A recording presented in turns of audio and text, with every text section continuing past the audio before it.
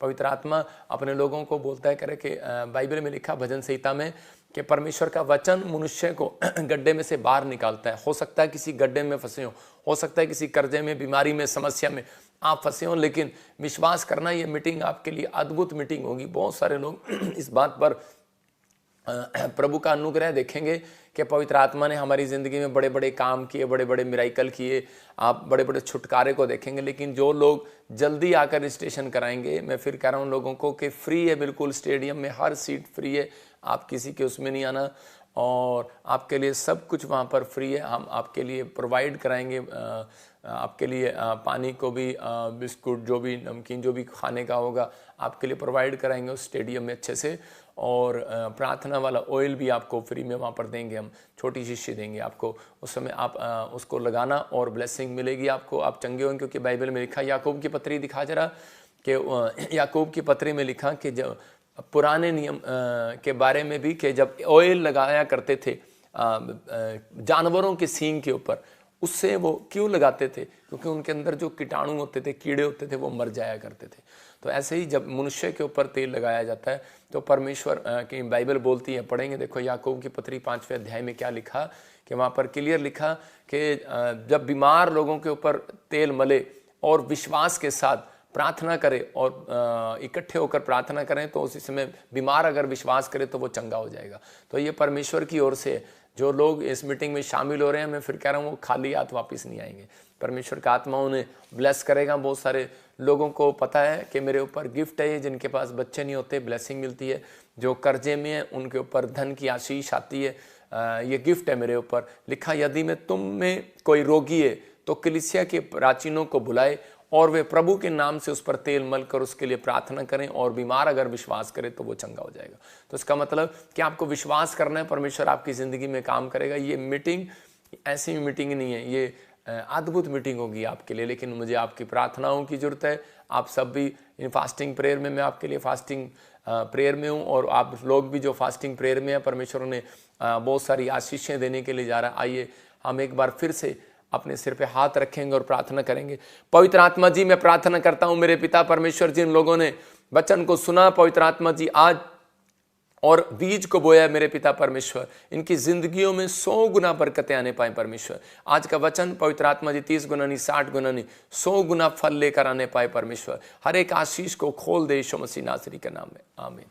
अभी जब मैं प्रार्थना कर रहा था तो मुझे कुछ ज़मीनें दिख रही थी, ज़मीनें जिससे मतलब कि जो लोग किसान हैं ज़मीन के लिए प्रॉब्लम में, परमेश्वर का आत्मा कह रहा है कि आपके लिए परमेश्वर कुछ फ़ायदे को रिलीज़ कर रहा है, बेनिफिट दे रहा है, स्वर्ग से रिलीज़ कर रहा है। पवित्र आत्मा ज़मीनों को लेकर कुछ अच्छा लेकर आएगा। अभी इसी समय परमेश्वर बहुत सारे लोगों को पूरी इंडिया में, पूरी जगह पर जो भी ज़मीन के रेट हैं वो बढ़ेंगे और परमेश्वर उन्हें आशीष देगा यीशु मसीह के नाम में। बहुत सारे लोग आज बरकत को पाएंगे। पवित्र आत्मा आप लोगों को आशीष दे। आइए हम टॉपिक को देखेंगे। आज का हमारा टॉपिक है समस्याओं के पहाड़ को कैसे हटाएं, मतलब मुसीबतों के पहाड़ को कैसे हटाएं। आज का हमारा टॉपिक है। आज बहुत सारे लोग अपनी लाइफ में ऊंचाइयों पर जाना चाहते हैं। कितने लोग ऊंचाइयों पर जाना चाहते हैं? बहुत सारे लोग हैं जो ऊंचाइयों पर जाना चाहते हैं, तरक्की करना चाहते हैं, पर जब उनके सामने कोई पहाड़ आकर खड़ा हो जाता है तो उसी समय वो क्या करते हैं, उसी समय वो घबरा जाते हैं और परेशान हो जाते हैं। ये एक शैतान का टारगेट होता है कि मैं उन लोगों को घबराऊं, क्योंकि जो मसीह व्यक्ति घबरा जाता है अपनी लाइफ में, प्रभु से के वचनों पर भरोसा नहीं रख पाता, तो उसकी लाइफ में प्रॉब्लम आना शुरू होता है। हो सकता है आपके पास जॉब ना हो, घर ना हो, खर्चा ना चल रहा हो, या फिर कोई भी ऐसी बात आपकी ज़िंदगियों में जो आपको डरा रही हो और आपके सामने ऐसी समस्या कोई पहाड़ बनकर खड़ी होगी हो। लेकिन मैं आज उन लोगों को बताना चाहता हूं कि जब आप इकट्ठे होकर प्रार्थना करते हैं और मुंह खोलकर प्रार्थना करते, मुंह खोलकर विनती करते हैं आसमान के खुदा से, पिता से, तो उसी समय वो समस्या हट जाती है यीशु मसीह के नाम में। लेकिन बहुत सारे लोग अगर जो नहीं जानते, आज अपनी डायरी, अपनी पेन निकालो, आज आपको पता लगेगा कि समस्या जाती कैसे है। परमेश्वर का आत्मा आपकी ज़िंदगियों में बहुत सारा अद्भुत काम करना चाहता है कि पहाड़ हटाने के भी कह रहे कि समस्या हटाने के भी, कोई भी चीज़ हटाने के, बाइबल में एक 2 तरीके दिए गए। कह रहे हम सीक्रेट देखेंगे वो 2। कह रहे कि नंबर 1 विश्वास करें कि जो मैं कह रहा हूं कि सबसे पहली बात कि आपको विश्वास करना है कि बिलीव करें। नंबर 2 उपवास प्रार्थना करें, आत्मिक रोजे रखें। इसका मतलब कि उपवास प्रार्थना करने वाला व्यक्ति अपनी लाइफ में कह रहा है कि उसकी जिंदगियों में परमेश्वर उन समस्याओं को हटाने का एक सीक्रेट दे रहा था, बाइबल में उपाय दे रहा था। हम देखते हैं कि बहुत सारे लोग चेले मेहनत कर रहे हैं। हो सकता है आप मिनिस्ट्री में कोई आगे आना चाहते हो, आप कलीसिया बढ़ाना चाहते हो, आप परमेश्वर के लिए कुछ करना चाहते हो, लेकिन कई साल से आपकी लाइफ में कुछ ना हो रहा हो, लेकिन आप बहुत मेहनत संघर्ष कर रहे हो, लेकिन कुछ भी ना हो रहा आपके लाइफ में।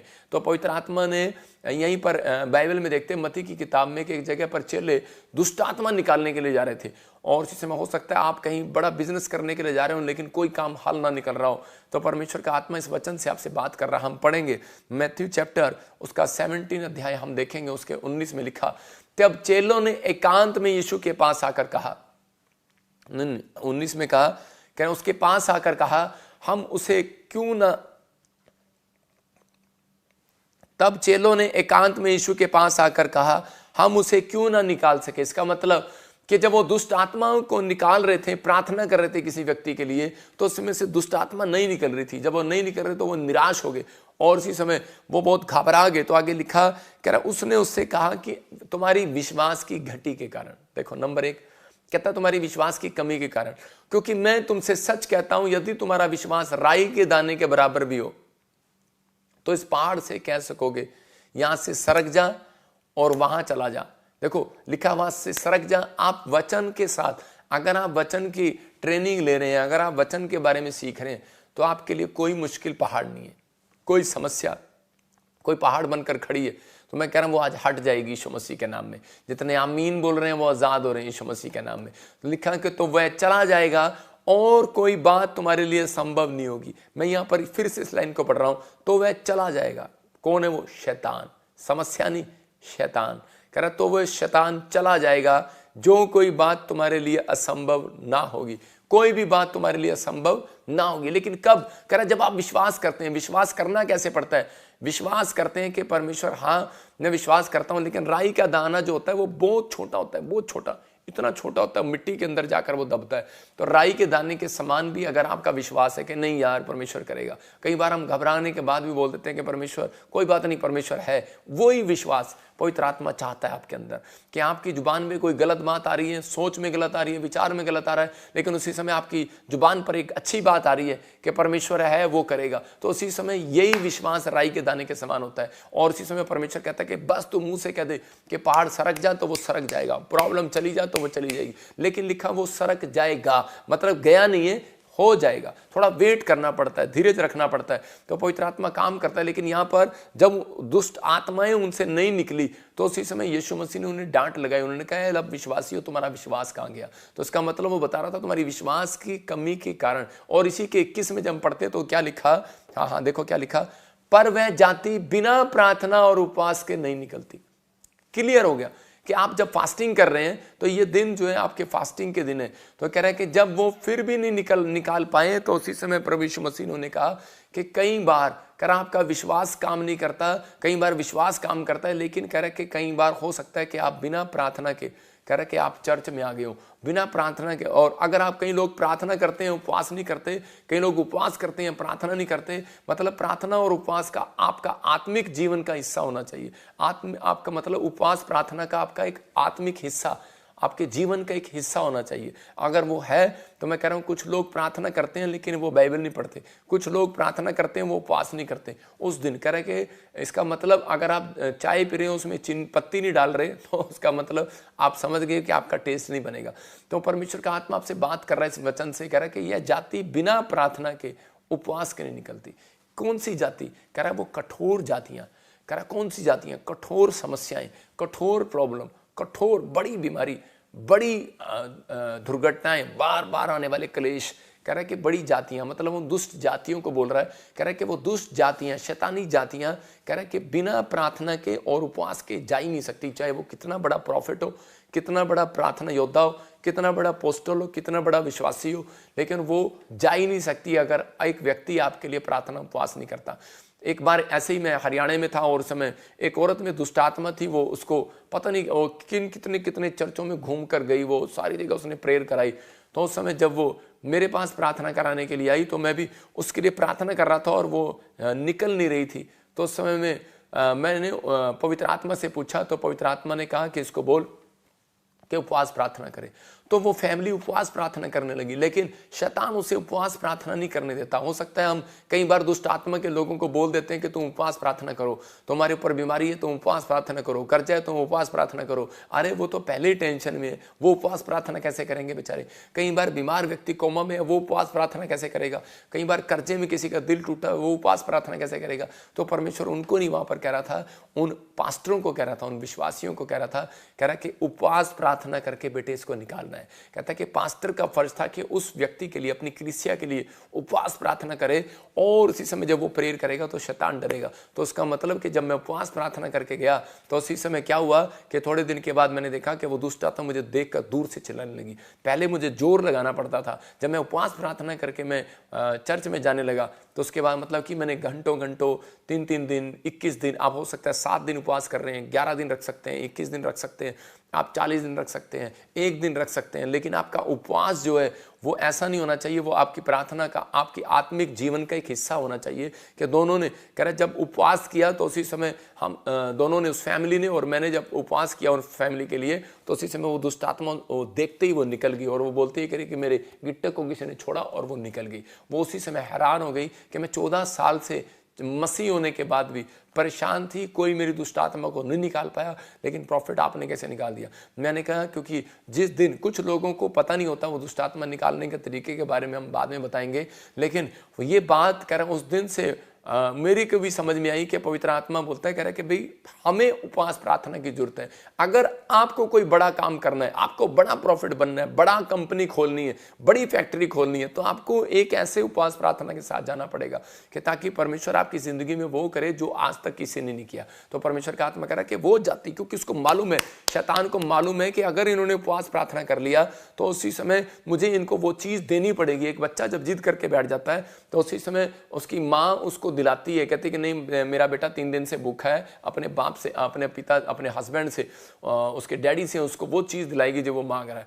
तो आज जब आप परमेश्वर के सामने उपवास प्रार्थना करते हैं, परमेश्वर रह नहीं पाता कुर्सी पर, और उसी समय खड़ा हो जाता है। पवित्र आत्मा अपने बच्चों से प्यार करता है, वो उनको देखता है, वो सुनता है, और जब वो उपवास प्रार्थना में जब आप भूखे और प्यासे हैं तो परमेश्वर काम करेगा। लेकिन कुछ लोगों ने इस उपवास प्रार्थना को गलत बनाया हुआ है। जो लोग उपवास प्रार्थना की अपनी आत्मिक जीवन का रिश्ता कह रहा है कि हिस्सा बना रहे हैं, मतलब कि आज परमेश्वर के मैं अपने जीवन का हिस्सा बनाऊंगा, मतलब कि एक हिस्सा है ये कि मेरे जीवन में एक हिस्सा है कि मुझे सुबह उठ के ब्रश करना पड़ता है, मुझे बालों में कंघी करनी पड़ती है तब मैं स्मार्ट लगता हूँ, मुझे मुंह धोना पड़ता है, मुझे बन ठन के रहना पड़ता है, मुझे समाज में अगर रहना है तो इसका मतलब क्या है, अगर आपको अपनी लाइफ में कुछ तरक्की करनी है तो आपको अपने जीवन में एक हिस्सा बनाना पड़ेगा कि मैं हफ्ते में 1 दिन उपवास जरूर करूँ, लेकिन मैं उपवास के साथ प्रार्थना को शामिल करूँ।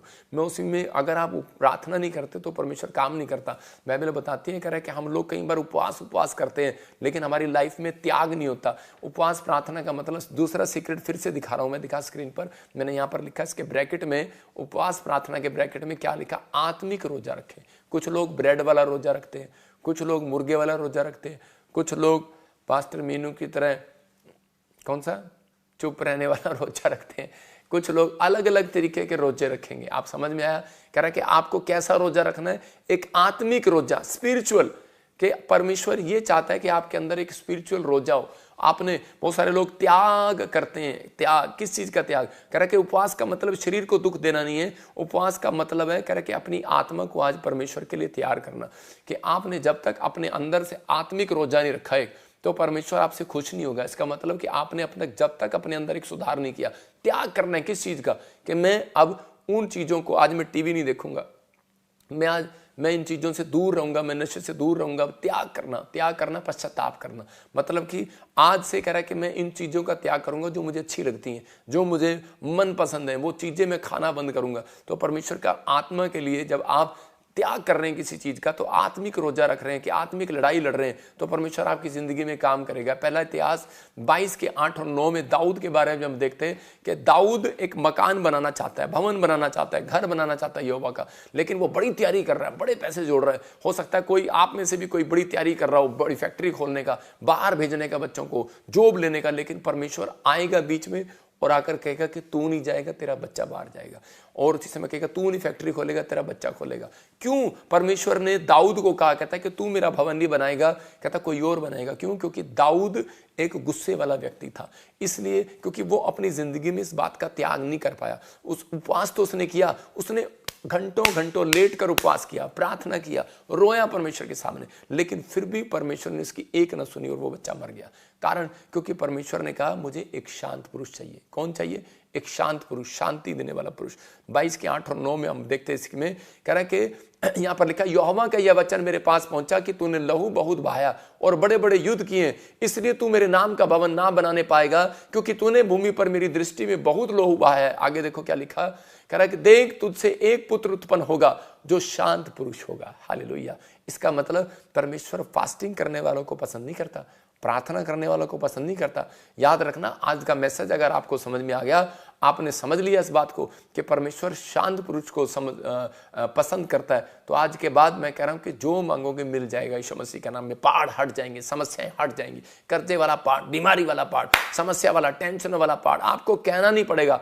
इसी हफ्ते में जब आप घर जाओगे ना, लाइव के बाद हटा हुआ मिलेगा यीशु मसीह के नाम में। आप अभी इसी समय अपना ध्यान हटाएंगे, थोड़ी देर के बाद आपको वो समस्या हटी मिलेगी। गुड न्यूज़ है, ये भविष्यवाणी है भविष्यवक्ता के मुंह से यीशु मसीह के नाम में। यहाँ पर क्लियर लिखा, पवित्र आत्मा ने कहा, कह रहा दाऊद तेरे हाथ खून से बंधे हुए हैं।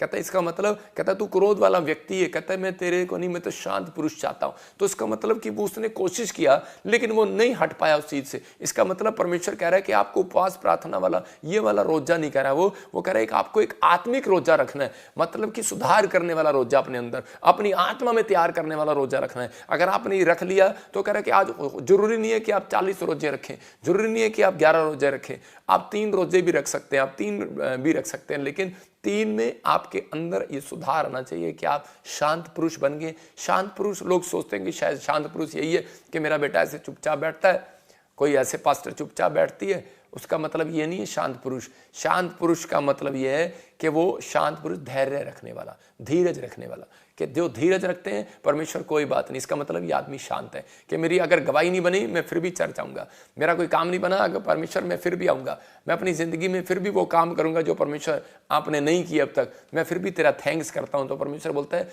इसने आत्मिक रोजा रखा है, इसने आत्मिक लड़ाई लड़ी है, इस व्यक्ति की ओर मैं ध्यान करूंगा। तो सुलेमान जो है वो शांत व्यक्ति था और उसी समय परमेश्वर ने उसको चुना और उसने वो महल बनाया, उसने वो सपनों का महल बनाया, उसने वो मंदिर बनाया परमेश्वर का। तो पवित्र आत्मा अपने लोगों को आज भी बड़ी तरक्की देना चाहता है, लेकिन बड़ी तरक्की वो लोग करते हैं, बड़ी कंपनी, बड़ी सेवकाई वो करते हैं जो अपनी बुरी आदतों को त्याग देते हैं, जो अपने बैड हैबिट को त्याग देते हैं, व्यभिचार करना, नशा करना, गाली देना, ये अलग तरह के पाप करा के जब हम छोड़ देते हैं तो उसी समय परमेश्वर का आत्मा अपने लोगों से बात करता है उनकी जिंदगियों में। परमेश्वर किसी भी शांत पुरुष को ढूंढ रहा है, आप में से हो सकता है हमारे बीच में कोई ऐसा व्यक्ति ढूंढ रहा हो। परमेश्वर आज पवित्र आत्मा कहता है कि मुझे ऐसा व्यक्ति तलाश है जिसको मैं बहुत हाइट पर लेकर आना चाहता हूं, बहुत ऊपर लेकर आना चाहता हूं। तो हो सकता है आप में से कोई व्यक्ति ऐसा हो, आपने आज तक जितने रोजे रखे, मैं मानता हूं आपने बहुत अच्छे रखे होंगे, लेकिन मेरे हिसाब से वो रोजा नहीं रखा होगा। लेकिन अगर आपके अंदर ये बात है कि मैं आत्मिक रोजा कह रहा कि उस बात का रोजा रखूं, ज्यादातर आप जब रोजे रखते हैं आपको गुस्सा आएगा, आपको ज्यादातर आपको इधर उधर के टाइम में वेस्ट करेगा आपका टाइम। तो कह रहा है कि जिसने आत्मिक रोजा कह रहा है कि परमेश्वर के वचन के अनुसार रखा है, तो आज बीमारियों वाला पहाड़ खत्म, समस्या वाला पहाड़ खत्म। ये बाइबल में पुराने नियम से हम देखते हैं एक जगह पर निर्गमन 15 के 22 में कि परमेश्वर ने जानबूझकर एक बार इस्राएलियों को चेक किया कि वो जब जंगल में जा रहे थे, शूर नगर के शूर नामक एक जंगल में से जब निकल रहे थे, तो वो क्या हो रहा था वहां पर कि उस जंगल के अंदर कि परमेश्वर ने जानबूझकर उनको 3 दिन पानी नहीं दिया। तो इसका मतलब 3 दिन का रोजा रखवाया उनके अंदर। तो कह रहा था मूसा इस्राएलियों को लाल समुद्र से आगे ले गया और शूर नाम जंगल में आए और जंगल में जाते हुए 3 दिन तक उन्हें पानी का सोता ना मिला। जब पानी का सोता ना मिला तो वो उसी समय उनका क्रोध जो था, पहले वो ऐसे नारे लगा रहे थे हालेलुया, यीशु मसीह के लिए आज ही सब कुछ कर देंगे। लेकिन आज बहुत सारे ऐसे विश्वासी आते हैं, जब प्रभु में आते हैं तो बोलते हैं पास्टर एक बार प्रभु हमारे लिए कुछ करे और हम आपके लिए करके दिखाएंगे। लेकिन जब उनकी लाइफ में कोई परीक्षा आती है, जब उनकी लाइफ में कोई टेम्पटेशन आती है, तो उसी समय परमेश्वर उनकी आत्मिक रोजे को देखता है कि क्या आपने, हो सकता है आपने ब्रेड वाला रोजा रखा हो, क्या आपने ब्रेड छोड़ दियो, आपने दाल खानी छोड़ दियो। परमेश्वर कहता है ये चीजें नहीं, कह रहा कि आपने रसगुल्ले, चाहे जितने मर्जी रसगुल्ले खा, मुझे आपको एक उपवास आपको बता रहा हूं। अब शुगर का पेशेंट कैसे उपवास रखेगा? शुगर का पेशेंट उपवास रख ही नहीं सकता, भूख के कारण उसकी शुगर वो डाउन हो जाएगी। इसलिए ऐसे व्यक्ति को हम नहीं बोलते। इसका मतलब ये है कि आप खाओ, लेकिन आप वो चीजें ना खाओ जो आपको स्वादिष्ट लगे। दानियल जब उपवास करता था तो वो स्वादिष्ट चीजों को छोड़ दिया करता था। तो जैसे कि चिकन हो सकता है, रसगुल्ले हो सकते हैं, कुछ भी हो सकता है जो आपको मन में अच्छे लगती हैं। लेकिन उस समय में, लेकिन खासकर औरतों के लिए बोल रहा हूँ, गोलगप्पे आप छोड़ सकते हैं उपवास के दिन। तो यहाँ पर लिखा, जंगल में जाते हुए 3 दिन तक पानी का सोता ना मिला। तो पवित्र आत्मा बता रहा था उन लोगों को कि उस समय चेक कर रहा था इजरायली को, और इजरायली मूसा के ऊपर भड़क गए। और उसी समय जब वो भड़के तो परमेश्वर ने कहा, मूसा मैं इन लोगों को सबको मार दूंगा, क्योंकि मैंने इनके अंदर एक के अंदर भी पेशेंस नहीं देखा, मैंने एक के अंदर भी शांति नहीं देखी। कह रहा मैंने एक के अंदर भी धैर्य नहीं देखा, एक के अंदर भी मैंने आत्मिक रोजा नहीं देखा। कहता मैं इनको खत्म कर दूंगा। और उसी समय परमेश्वर के सामने उसी समय मूसा ने हाथ उठाया और प्रार्थना किया, और परमेश्वर ने उनको उपाय बताया। इसका मतलब अगर उपवास में मूसा प्रार्थना ना करता तो उसे उपाय नहीं मिलने वाला था। कुछ लोग उपवास करके सो जाते हैं कि टाइम कब होगा, तो उसका मतलब प्रार्थना नहीं की तो आपका उपवास फेल है। तो बहुत बार कह रहा है कि हमें उपवास इस तरीके से करने हैं कि ताकि हम परमेश्वर को खुश कर सकें, कि हम पवित्र आत्मा के नियमों का पालन करें। जब हम उसके नियमों का पालन करते हैं तो परमेश्वर, देखो इस वचन में मूसा को क्या कहा, कह रहा आज के दिन से हम इसी में पढ़ते, इसके 25 और 26 में 15 के, हाँ पढ़ेंगे मीनू के साथ।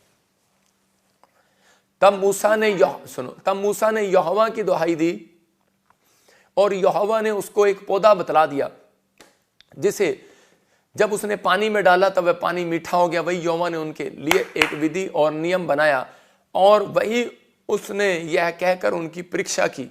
इसका मतलब कुछ लोग बोलते थे कि परमेश्वर परीक्षा नहीं करता, मैं क्या कह रहा हूं, उसने जानबूझकर उनको चेक किया। इसका मतलब कि परमेश्वर कई बार आपकी जिंदगियों में प्रॉब्लम्स आने देता है, पहाड़ आने देता है, समस्या आने देता है जानबूझकर, कि ये व्यक्ति मेरे नजदीक आए। समस्याएं आपको परमेश्वर के नजदीक लाती हैं, दूर नहीं ले जाती।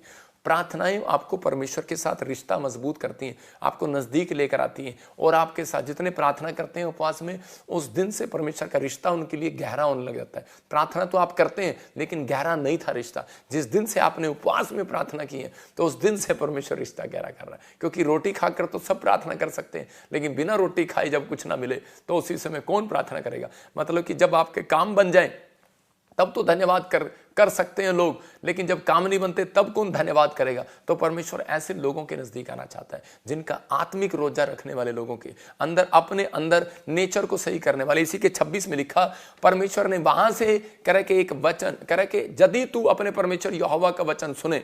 और इसी 25 में लिखा, कह रहा परमेश्वर ने वहां से ये नियम बनाया, कह रहा कि उस दिन से नियम बनाया। इसमें है नहीं 26 में, हाँ 26 दिखाओ। परमेश्वर ने उस दिन से नियम बनाया, करा कि अगर तुम परमेश्वर यहोवा का वचन तन मन से सुनो और जो उसकी दृष्टि में ठीक है वही करे, उसकी आज्ञाओं पर कान लगाए और उसकी सब विधियों को माने। इसका मतलब उस दिन से परमेश्वर ने विधि बनाई कि आत्मिक रोजा आपको रखना पड़ेगा। तो जितने रोग मैंने मिस्रियों पर भेजे थे, जितनी बीमारियां राजस्थान में, केरला में, कर्नाटका में, मैं नहीं कहूंगा चंडीगढ़ में, पंजाब में, मैं कहूंगा कि कहीं भी भेजी है, तो कह रहा है कि उस समय कह रहा मिस्रियों पर भेजी है, उनमें से एक भी तुझ पर ना भेजूंगा। वायदा है, प्रॉमिस है परमेश्वर का। लेकिन किसके साथ? जो आत्मिक रोजे रखते हैं।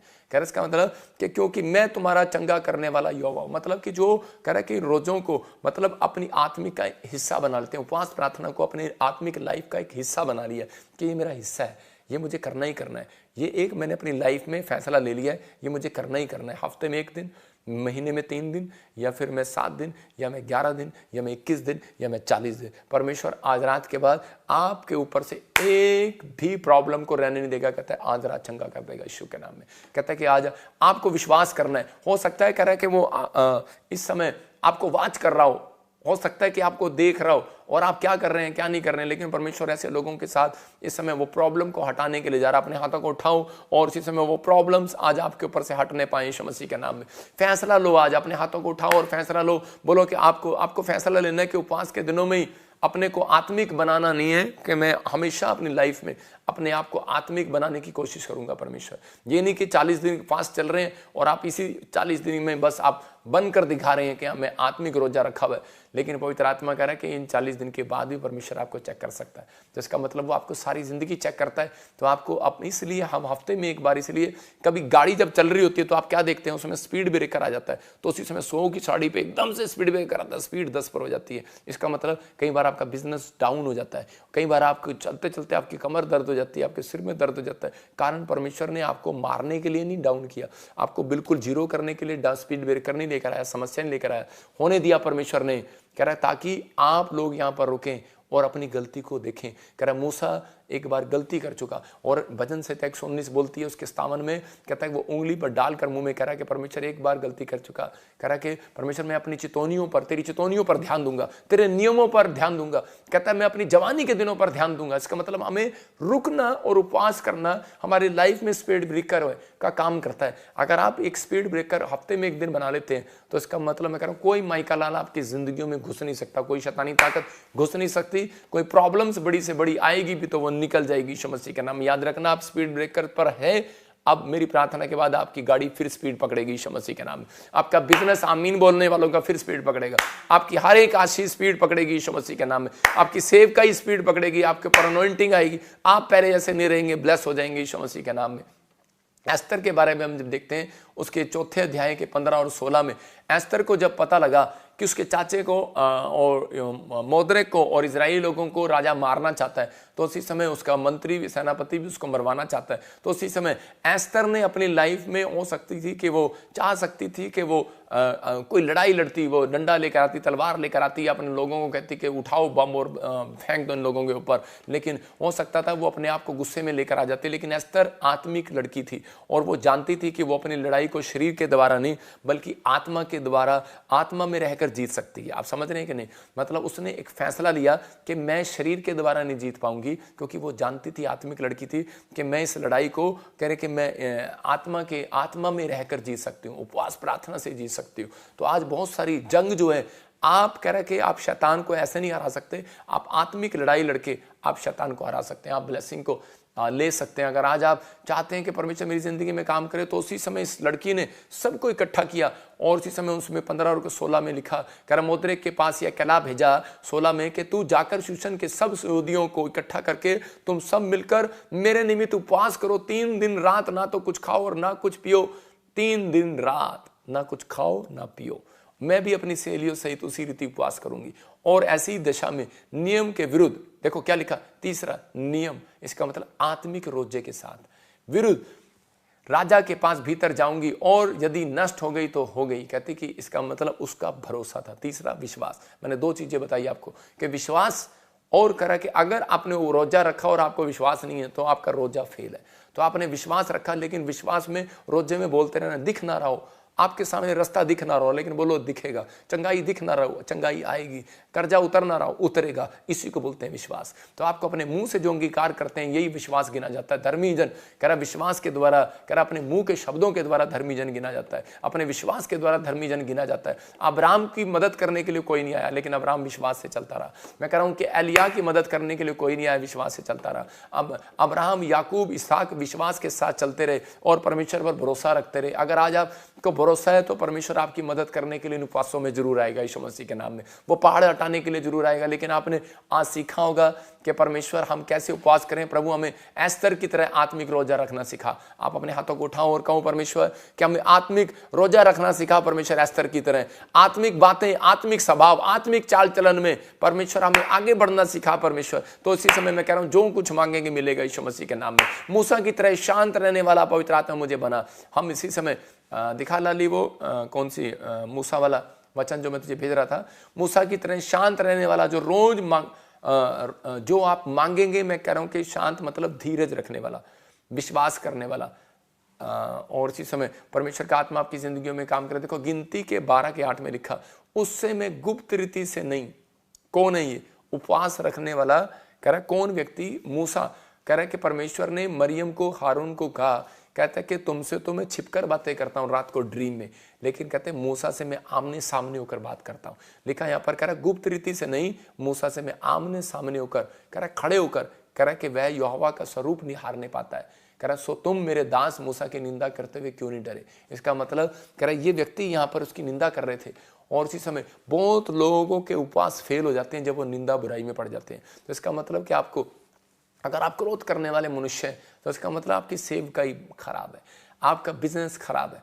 आप अगर आत्मिक रोजा आपने रखा है तो मैं कह रहा हूँ और नियमों के साथ रखा है तो परमेश्वर आपकी आत्मिक लड़ाई कह रहा है कि आपको जिताएगा यीशु मसीह के नाम में शैतान से, और आप जीतेंगे, आप हारेंगे नहीं। इस हफ्ते में आपको गुड न्यूज़ मिलेगी यीशु मसीह के नाम में। आपको बिलीव करना है कि हाँ मैंने दिन भर में क्या किया आज, आपको सोचना है। कह रहा है कि यहाँ पर मूसा आत्मिक रोजे रखता था, मूसा रोजे भी रख रहा है लेकिन बाद में क्या कर रहा है, 40 दिन जब वो परमेश्वर के पास गया तो उसी समय लेकिन वो एक आत्मिक रोजा भी रख रहा है, उसके अंदर एक शांति भी है, धीरज भी है, वो परमेश्वर पर भरोसा रखने वाला व्यक्ति भी है। और परमेश्वर ने कहा, कह रहा है मैं गुप्त रीति नहीं आमने सामने होकर बातें करता हूँ। प्रॉफिट है वो, कहता है कि आपको छुपकर ड्रीम में देता हूँ, दर्शनों में देता हूँ। कहता है प्रॉफिट जो होता है वो ड्रीम में नहीं, वो सामने दिखता है। आप समझ में आए, एलीशा सामने दिखता था।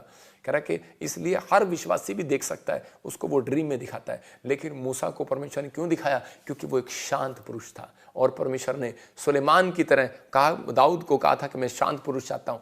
शांत पुरुष धनी पुरुष होगा, शांत पुरुष सबसे नंबर 1 होगा। नंबर 1 प्रॉफिट था और मूसा, और परमेश्वर जो कहता था परमेश्वर उसके लिए करता था। उसने बड़े बड़े 10 चमत्कार करके दिखाए फिरौन को। मैं कह रहा हूं उन लोगों के सामने पवित्र आत्मा आज आपके हाथों से चमत्कार कराएगा, आपके सामने से वो पहाड़ हटाएगा। आप ही के हाथों से, किसी और को यूज नहीं करेगा परमेश्वर। आप ही के बैंक बैलेंस से कर्जा उतारेगा, किसी के उधार लेना ना पड़ेगा, याद रखना।